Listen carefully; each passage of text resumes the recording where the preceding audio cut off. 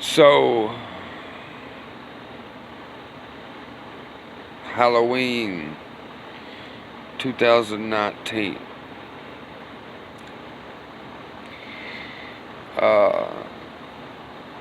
I had been feeling pretty bad. Lungs were hurting real bad. I was throwing up a lot. I was real weak.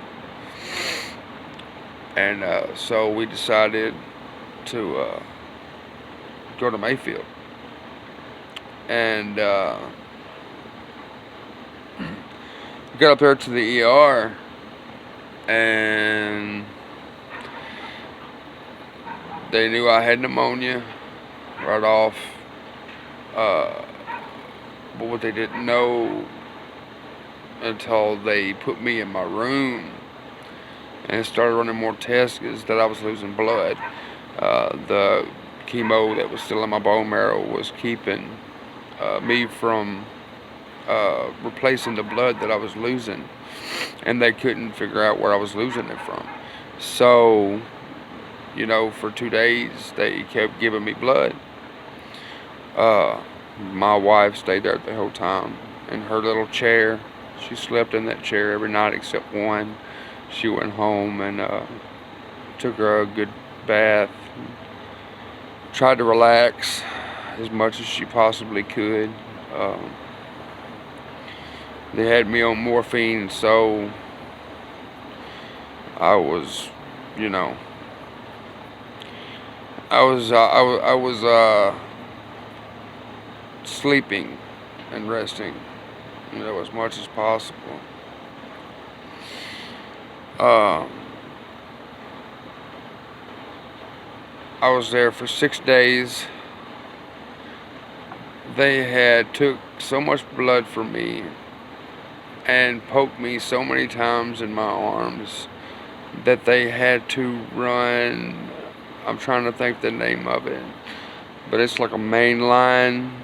They have a guy come in and he runs a tube up your arm here. Starts right about through here, and it goes inside your arm all the way up. And that's how they draw blood. They hook their little tubes up to it and get their blood. That's how they had to do it for the rest of the time I was there. And it was bad. My wife cried a lot. Of course, she would go to the car and do that and pray. They thought I was going to die in that hospital. I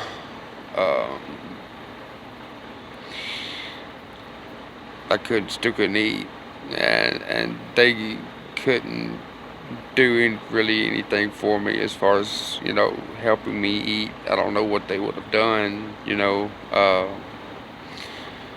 They just offered me food,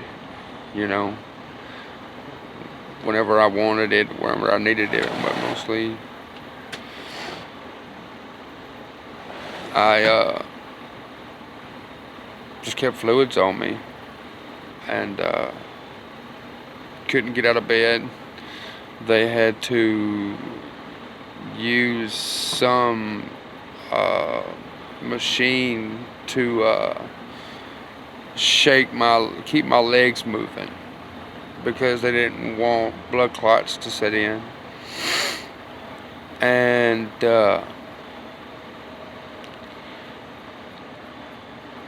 I was on a pretty strict,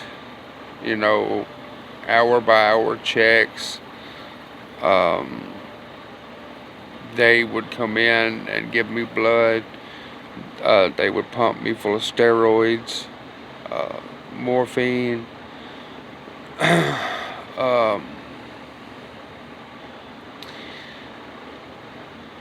And I'm a smoker, so that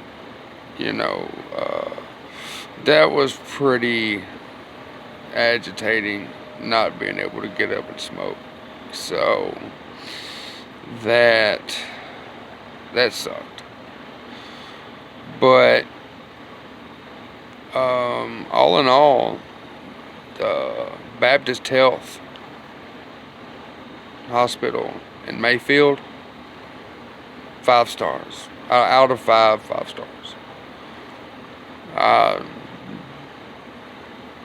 these people took care of me, which of course I've got, you know, great insurance. So when you have great insurance, of course they're going to take care of you. So I got lucky in that department.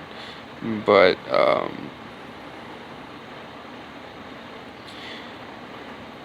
it was hard. Uh, my mother and sister showed up, and they couldn't stay in the room long because I had a ventilator on, you know, the breathing mask on, and I'm bald, of course, and I'm frail, you know. Um, uh, the rest of my family came and saw me. They, none of them could bear to, you know, see me like that. But they did, and I'm glad they did. Uh,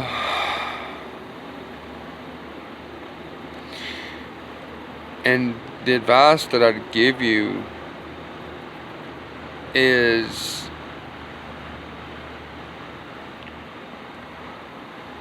don't procrastinate. If you think something is wrong with you, you'll get it checked out. I noticed early on, before my testicle had, you know, gotten so bad off, in the shower, you know how a woman can check for a mammogram, you know, by lumps in her breast. Well, for a man with testicular cancer, his, trying to not make this sound, you know, very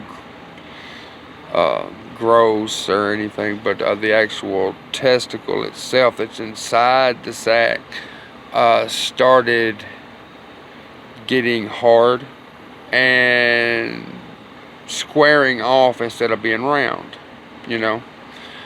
That is something to look out for. So men, you're taking a shower like a woman does. You want to check, you know, they want to check themselves for breast cancer. Check yourself for testicular cancer, men. It's not hard. Just take these 2 fingers, you know, while you're taking a shower, and you know, just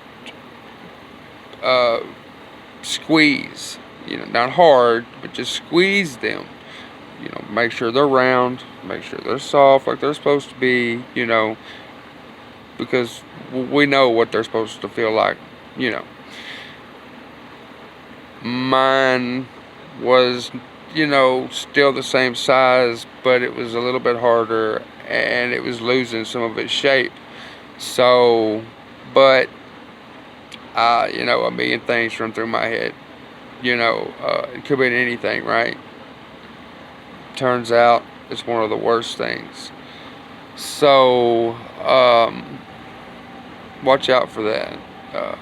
A lot of men die early because we don't like doctors. So, we need to get past that because our families need us. And it's kind of selfish on our part not to take care of ourselves, because if we do not take care of ourselves, and if we can't take care of ourselves, we cannot take care of our families. And we have already seen in America how fatherless homes are reckless homes.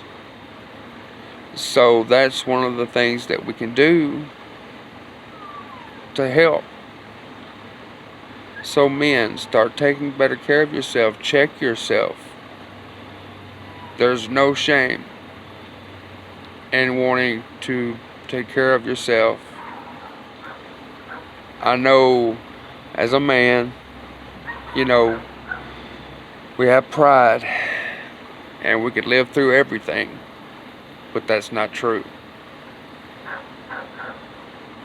So men, and women, check yourselves.